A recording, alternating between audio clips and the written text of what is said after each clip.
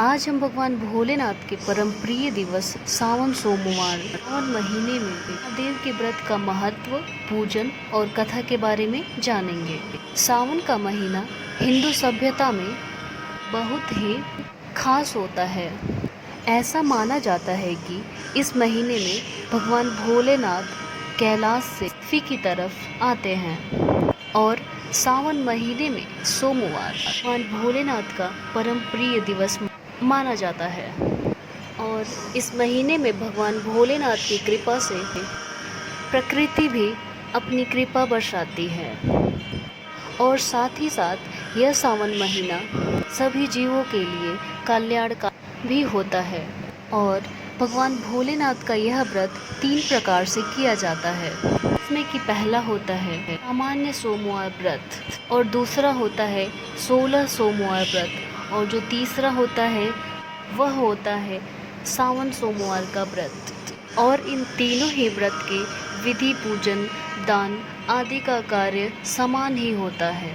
और अगर आप 16 सोमवार का व्रत शुरू करना चाहते हैं तो आप सावन में और इसके साथ ही कोई सा भी व्रत इस महीने में शुरू कर सकते हैं।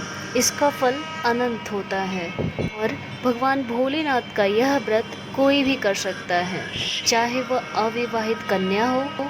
सुंदर और संपन्न परिवार पाने के लिए यह व्रत कर सकती है तथा विवाहित स्त्री अपने परिवार के लिए सुखी जीवन के लिए यह व्रत आसानी से कर सकती है। और पुरुष भी इस व्रत को अपने जीवन को सुखी व शांतिपूर्ण बनाए रखने के लिए इस व्रत को कर सकते हैं। परंतु पूजन के नियम भी आवश्यक होते हैं, जैसे कि सावन के सोमवार व्रत में स्नान करें तथा स्वच्छ वस्त्र धारण करें। और ध्यान रहे, इस दिन काले वस्त्र को नहीं धारण किया जाता है। और इसके बाद मन में व्रत का संकल्प लें कि आज मैं सोमवार का व्रत करूंगी और इस व्रत के दौरान दिन में केवल एक बार ही अन्न ग्रहण करें तथा शाम को सूर्यास्त के पश्चात भोजन को ग्रहण करें।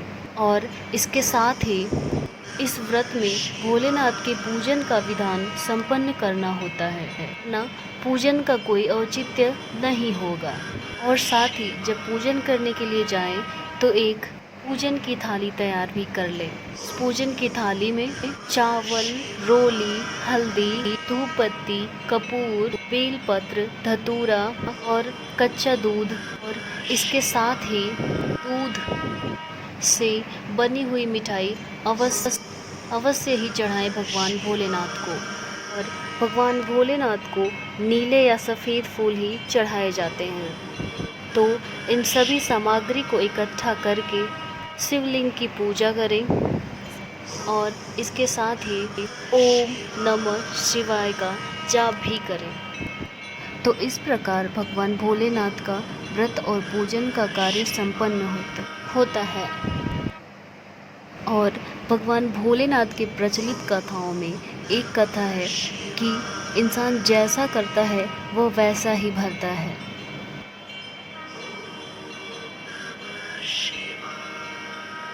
तो इस तरह भगवान भोलेनाथ का पूजन, व्रत और कथा आदि का कार्य संपन्न होता है।